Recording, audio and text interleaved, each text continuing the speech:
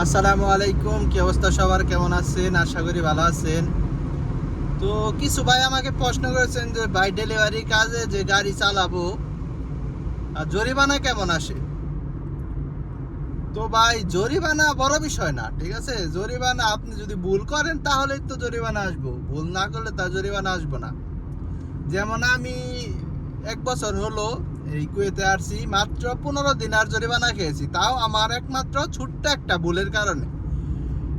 কুয়েতের স্টেডিয়াম যে আছে, স্টেডিয়াম আসলে যে গেট থাকে, এই গেটের মধ্যে অসংখ্য গাড়ি মনে করেন পার্ক করে রাখে। এটা কিন্তু পার্কিং না, এটা ফ্রি পার্কিং না। এখানে যখন খেলা স্টার্ট হয় তখন এখানে আর কি সিকিউরিটি থাকে, কিন্তু যখন খেলা না থাকে তখন সিকিউরিটি থাকে না, যার ফলে সবাই ওই জায়গাটায় গাড়ি রাখে।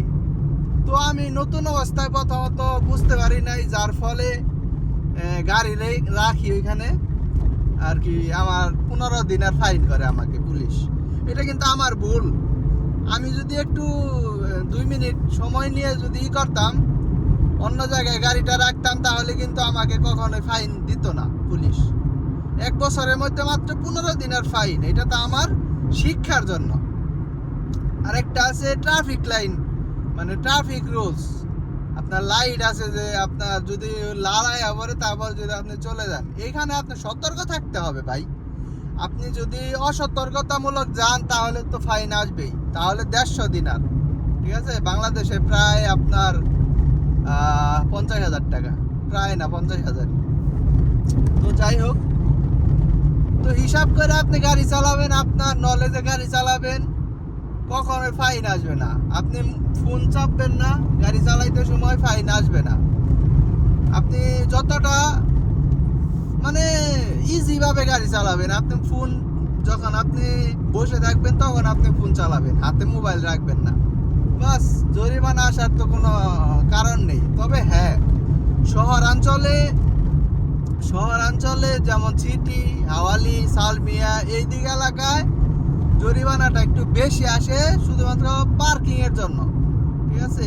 মানে অনেক যানজট, তো কোনো জায়গায় পার্কিং পাওয়া যায় না। অনেকে আর কি দেখা যায়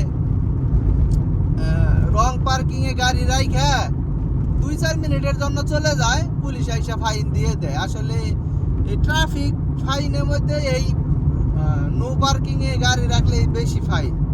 তাছাড়া এমনি কোনো জরিমানা খুব কমই।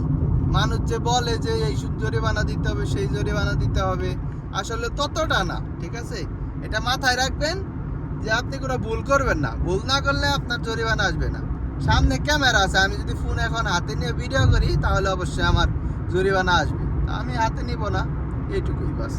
তো ভালো থাকবেন, কিছু জানার থাকলে অবশ্যই কমেন্ট করবেন।